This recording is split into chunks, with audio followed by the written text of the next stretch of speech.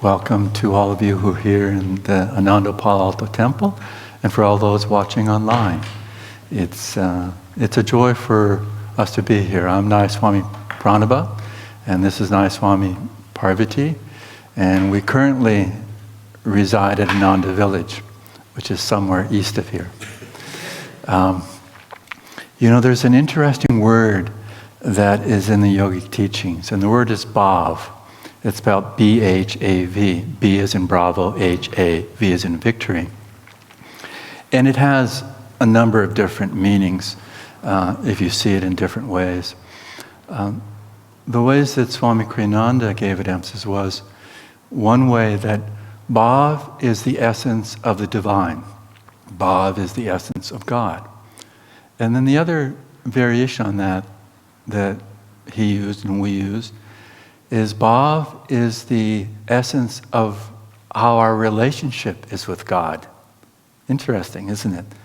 They're different. One is just the purity of that experience, and then one is the purity expressed within creation. And when we feel this emphasis of being childlike, it's really about the bhav that we have with the divine, how we are nurturing that relationship, how real that can be in our lives. One of the ways that we can be childlike is through humor. Now, humor, not in the appropriate way, can make us childish. So I'm going to see if you can tell with the two jokes I'm going to give you if they're childlike or childish. So the first one is a young man. Well, there's a public library that has some job openings, and for the job applicants, one of the things that they ask is, what are you comfortable with in terms of supervision, on the job? And this one young man said, I think Superman's X-ray vision is really cool. And I thought, that's delightful, to take it from the supervision into Superman's vision. And I thought, that's the delight of being childlike, that there's a possibility to see something that as we grow older and develop the power of our egos, unfortunately, we don't always have the insight in that way.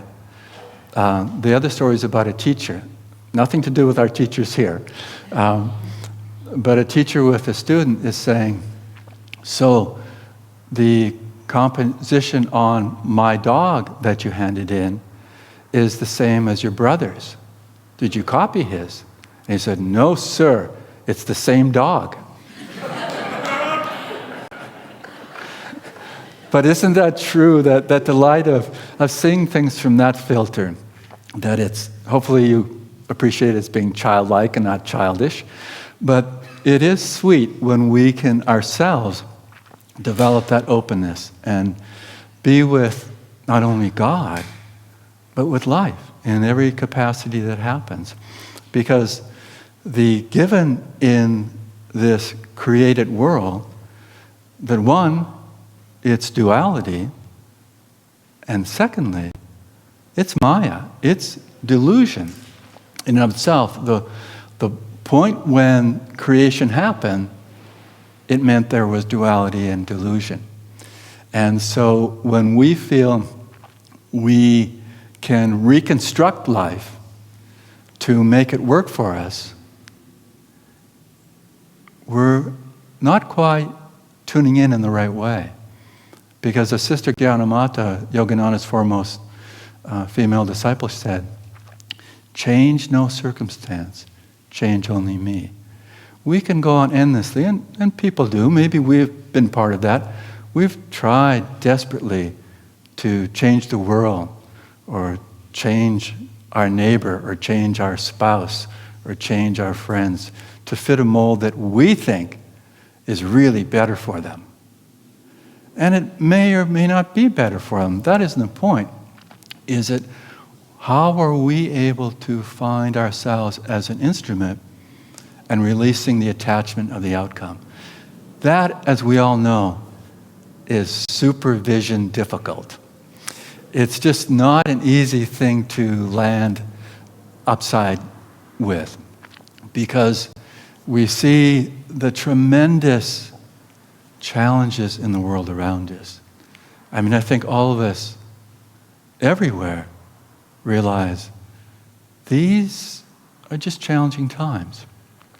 You know, they're not fitting together in the puzzle that we thought, yeah, we've got the 600 pieces, they all need to fit in place, and we can do that. But life itself, that puzzle, we don't even know how many pieces there are, let alone that they actually fit together. They only fit together, though, and they do fit together from that divine perspective. But one of the challenges we face, and one of the challenges that children face, is the rhythms of life. Isn't it true that most children, not every child, but most children, don't have a long rhythm, and when they don't see things fitting into the jigsaw puzzle, there's a reactive process. But I want it now. I want this, Mommy. Give it to me now. And we continue to have that tendency as we grow into adulthood. We just are able to mask it better. We're not as bold in projecting it out in the world, but we still project it out without that obvious nature of it.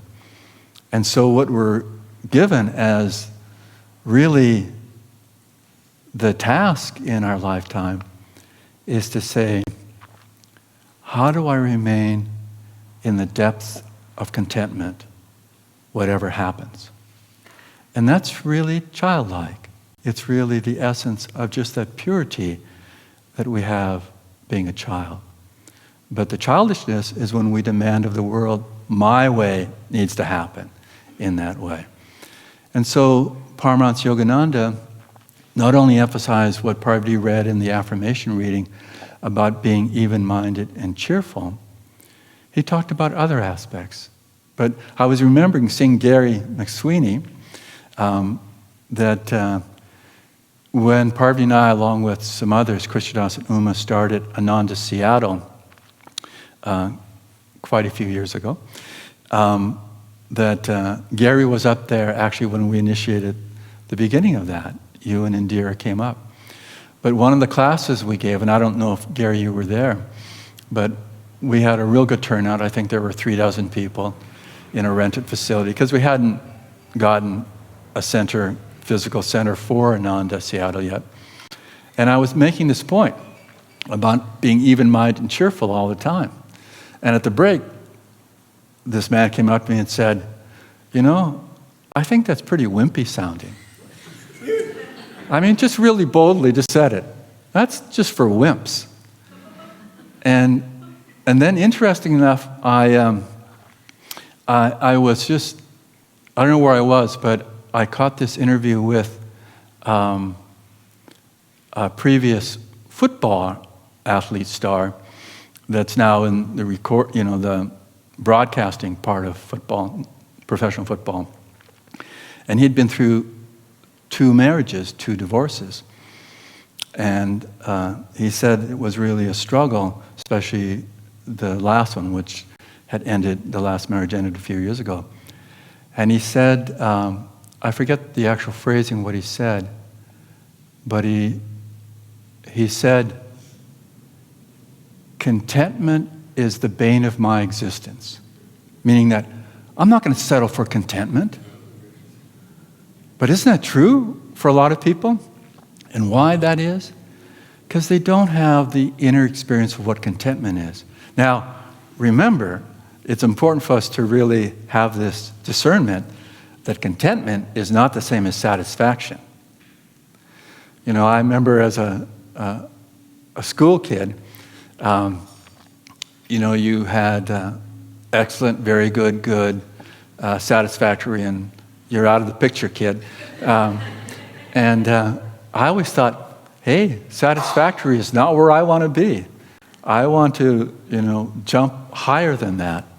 And And so contentment is not the same. And we know, for those that have studied the yoga teachings, that in Patanjali's Yoga Sutras, contentment is one of the niyamas, the observances, the things that we want to tune into. And actually, contentment is referred to in the yoga teachings as either the prince or the king of all virtues. Isn't that nice? That's that highly elevated as one of our experiences, the contentment. But the trick is, contentment has to be dynamic engagement of our awareness and focus. It can't be something that just we're hanging out with in that way. And this ties into this phrase of Yogananda's. It's saying, there are no obstacles, there are only opportunities. So, it's still obvious that the world provides lots of what we call obstacles. It's not as if the world doesn't have those obstacles. But what Yogananda was emphasizing, those obstacles that seemingly are real to the world that we live in, do not have to be real on its terms. That's the key. Not on its terms. And so we change it from being an obstacle into an opportunity for expansive growth. And whether it's a menial type situation or the grandiose type of experience, what we need to do is really feel, how do I really deal with this in a way that's going to be fulfilling, not just satisfactory? And I think that's the childlike experience that we hearken to, that Jesus is referring to. Because the opposite of that is what we read in the reading from the Bhagavad Gita. The need to overcome the opposite, to overcome the carping spirit. But why do we have the carping spirit? I mean, why? It's the development, it's the evolution of when we are not aligning ourselves to the divine expansiveness. And the carping spirit is very real as a defense mechanism. It's a protective device. Because we know it's not really what we should be engaged in carping. Again, carping is that critical tendency that surrounding things always with doubt. You know, that doubt that basically eats away at the true experience of who we are. Now, doubt is, in this case, the emphasis of where the response to things immediately and primarily is doubt. There is a doubt that Master Paramhansa Yogananda said actually is a good thing, which always confuses some of us. He said, if you can shift from a negative, deconstructing doubt, which is what almost everyone has as doubt, and allow that shift to happen with constructive doubt. What constructive doubt is, it's the exploration of something we don't understand to make it our own. There are many things that happen in our lives. Spiritually, you know, you read the autobiography for the first time. If you don't have a lot of doubt, that's kind of neat, but not normal.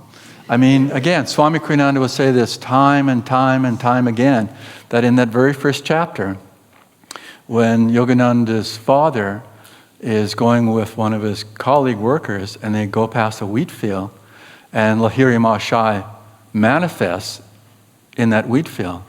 For most of us, it's like, huh. So and we can either have that as, hey, that's just, you know, that's not real. Or we say, this is new to me. I don't understand this. I'm not sure about this. But let me go further. Let me explore this. Let me read the rest of the book and see. I remember when I first read the Autobiography of a Yogi, I was 19 years old, and I had set off on a journey of hitchhiking around Europe for the better part of a year by myself. And I took off from Canada, and it was the first time I'd taken a train in my life to get from the middle of Canada to the eastern part of Canada. And from there I flew for the first time. And I flew into Scotland, because I'd mapped out a journey going from north all the way down through Europe. But so I landed in Glasgow, spent a few days, but then I went to Edinburgh and I stayed in a youth hostel, which is where I stayed most of my journey. And the two books that I brought with me were the Autobiography of a Yogi, and equally important, but on a different plane of existence, was The Hitchhiker's Guide to Europe. So they were very influential in my life at that time. But the first night I was in Edinburgh in this youth hostel, they had a nice parlor room, is what they called it, a place to sit and read. And so I was starting to read the autobiography. And my brother had encouraged me to read it. Other people encouraged me to read it. So this was it. I'm going to read this. And not more than a number of moments reading the first few pages, getting to the wheat field with Lahiri Mahashaya appearing, these other youth hostelers came in. And they were from here, the United States. And they said, "What you reading?" And I said, "The Autobiography of a Yogi." And one of them said, "You're reading that that garbage, that trash?" And I just held the book. And afterwards I read about Swami holding the book when he was in the bookstore, but that's what I did, I held it. And I said, "Yeah, it's a very important book for me." And they said, "Well, you can waste your time if you want." But it's interesting that, so here was a situation where there was a feeding of doubt directly aimed at me from these other people. And almost from the depth of my heart, I knew what the response needed to be. It wasn't I thought out, well, I should, I shouldn't. It just was, that was clear. I need to do this. And that whole journey had a lot of interesting challenges, but they all became opportunities. I mean, it's interesting, and this is the law of magnetism that helps us understand the intuitive ability to see what's going on in life, that I always held up. I'm really going to meditate in this journey. I didn't really think of it strongly that way, but I thought I'm not going to miss meditation any day during this trip. And it really evolved, this trip, and it was 10 months long, into being a pilgrimage. Now, I never knew what it was calling it a pilgrimage to post-experience, but I knew during it something was happening inside of me. I was exploring this possibility. I was trying to always lift the energy. And as we do that, we know this, each one of us in the room knows this, you attract more possibilities as you put the energy out into possibilities. And so I would meet people meditating throughout this journey. I mean, the odds of that, aren't that strong. But when I went through the rest of Scotland, and then in England, and then I went over to Wales. And I was staying in a youth hostel at a town that there's no way I'd ever be able to pronounce. But if you know Welsh, you know what I'm talking about. But the young hostel keeper, he was maybe a couple years older than me. We started talking and got into spirituality. And I was just finishing reading the Autobiography of a Yogi. And so I gave it to him. And to him it was like, I've heard about this book. I'm venturing into spirituality. This is really a special gift. But again, where I would go, I would meditate. Even when I went to Denmark for Christmas, because my parents came from Denmark over to Canada after World War II, that I'd never met any of these relatives, and there were lots of them. But somehow my mother picked up on that they should all know that I meditate, which had interesting potential, right? In a lot of different directions. But as it turned out, they all took me to places where I could meditate. I mean, a lot of them. Because I spent 6 weeks there, so it was a lot of opportunity. But they take me to, churches or ruins of temples. And none of them were even religious, let alone spiritual in their endeavors. But some would take me to the sand dunes because that natural setting would be great to meditate in. But it was just a phenomena that happened. And then as I wound my way down through Europe, again, I found myself in Brussels, Belgium. And the youth hostel was huge. I mean, the dormitories, one for men, one for women, had, 75, 80 or so beds for people. So it was huge. And you think of that and the commotion karma that's happening with that many people. But I'd get up real early, sit on my bed, and meditate. And in those days, I'd been meditating for about maybe a year and a half or so. I wasn't meditating long, but I'd still get up early, and then I'd figure out some way outside of the hostel to meditate later on in the day. But suddenly, these other young people came up to me, and they said, we've noticed you meditate. And we also noticed you've got a Canadian flag on your backpack. Because I learned quickly that there's another country south of Canada that was having some problems diplomatically with the rest of the world at that time. This is in 1975. So they said, that's kind of neat, because we just started meditating a few months ago. And then they said, so we have train passes, but it doesn't really work for us, so we're going to buy a Volkswagen van and drive around. And we started talking, and they were going the same direction from Belgium up into the Netherlands and over into northern Germany. And then I was going to Denmark, and they wouldn't. But they said, why don't you come with us for at least this portion of the journey? And we can meditate together. And I said, great. Well, there were two things. They didn't meditate regularly. They sort of had the dream of meditating, I think, And then secondly, there were 4 of us sleeping in this van. And so the 3 of them slept lengthwise from, the rear of the van up. And then I had to sleep horizontally to them because that was the only space left. Well, for a number of weeks, I slept without ever straightening my body out. And to this day, I deeply appreciate when I can stretch my legs out when I go to bed. I mean, that's how potent a force that had. And then we departed. But when I went to Denmark, this is interesting because my mother not only influenced everyone of my family that I was a meditator, she was wondering how I would fare as a vegetarian. Because, I mean, it's changing always for all countries, but, my parents grew up with a real meat and potato philosophy of what they ate. And then, so my mother decided, I know who you can spend Christmas with.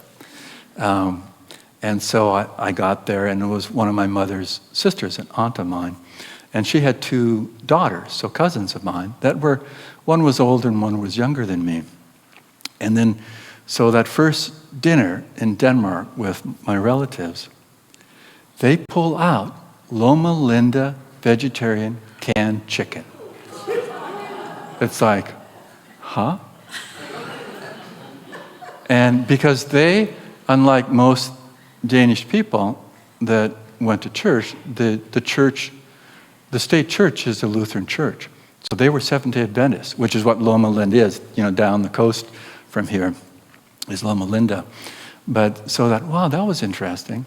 And then things like that just started to happen. And then I decided to go to the Holy Land, to Israel, as a part of this, because I had numerous friends that I knew that were Jewish that had gone over there, some to spend time on kibbutzes, communities, and other reasons.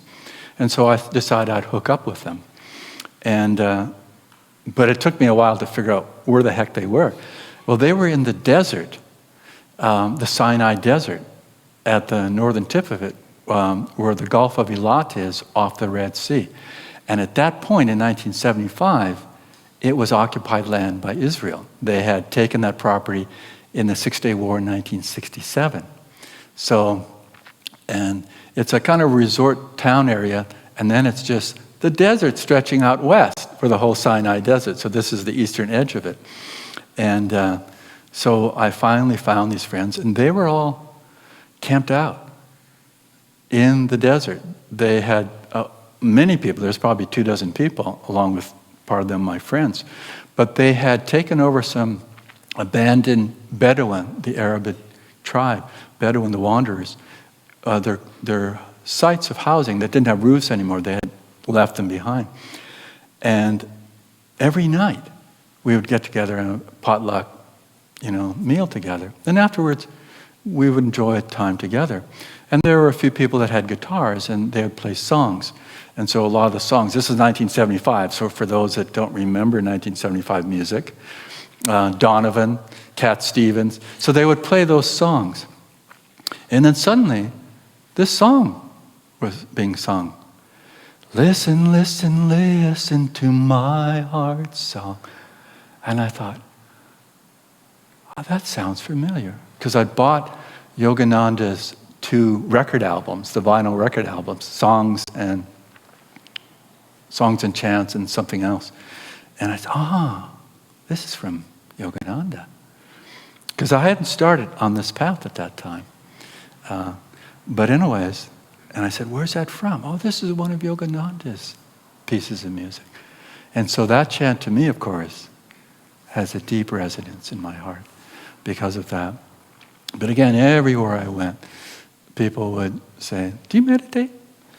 And so the obstacle of being out there on your own on this long journey became the adventure of saying to myself, what do we get to do with people today? Who do we get to meditate with today? And so I was on a kibbutz, which is, I said, a community. And there are numerous kibbutzes in Israel. And they emphasize different things, either are more spiritual or less spiritual, and there's a whole variety.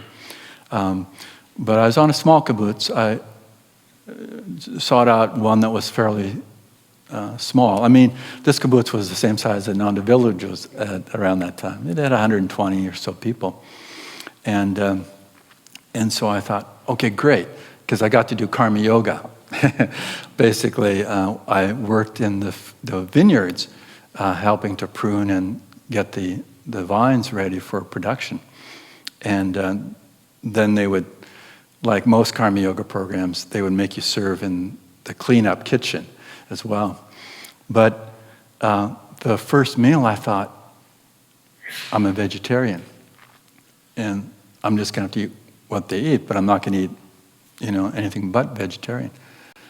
And then there's this group there of the 120 or so people, about a dozen or 15 of them that were vegetarians. So every meal had a vegetarian option. And then I had this big room to myself, being one of the karma yogis. And they wouldn't use the word karma yogi, by the way, obviously, just volunteers. But, and so I would meditate every morning, because we had to get up. We had to be in the fields at 6 a.m. in the morning, so it meant getting up pretty early to meditate. And then a few days into it, they said, oh, this fellow from Burgundy, France is going to come. His family does vineyards. He's going to come and help us. And he's going to room with you. And I thought, oh no, here's this whole scene. So he comes, and he's a pretty rajasic French guy. And I thought, I'm going to get this out right from the get-go. So just to let you know, I get up in the morning and I meditate first thing. Yeah, I just learned to meditate. And so we started meditating. And then about a week later, these 2 guys from the island of Tasmania, off the coast of Australia, came. And they said, oh, we just learned to meditate too. And then there was a woman in the kibbutz that had learned to meditate. So we had this group of 5 of us that gathered together to meditate. Now, unfortunately, the same situation as those guys in the van up in Belgium, they were more like dreamlike about their meditation. And so we didn't do that many group meditations, but I did my meditations. But again, it's just that kind of thing that, the world is always going to provide the option of saying, so what do I get to do here? It may not be what I thought it would be. It may not be what I think I need to have happen. It may be that it's trying to really push me into a dark corner, but we have a choice. There's an opportunity. There's the possibility. And as we develop that connection, we start to be more intuitive. We start to rely on that deep sense of knowing that's really coming from the soul qualities. You know, that Parvati was pointing out this one here. If someone can read the second from the front. Shankari, why don't you read it, Shankari? Thou art I am thou, knowing, knower, known as one. And that's the experience that we start to have. That's that intuitive connection. We know, we realize that. We live in more in that experience. And that's when we are refreshed in the childlike qualities, where our innocence isn't from not facing life, as a child often would be in that case. But the innocence comes from exploring the challenges of life and knowing that the freedom lies in moving towards expansiveness in every moment. And that's our choice. That's really how we can find God, realize our true nature in this lifetime. So the invitation always is, let's move in that direction. Let's explore this. And let's give our lives, as Parvati said earlier, in that self-offering. So let's enjoy that life together. Blessings.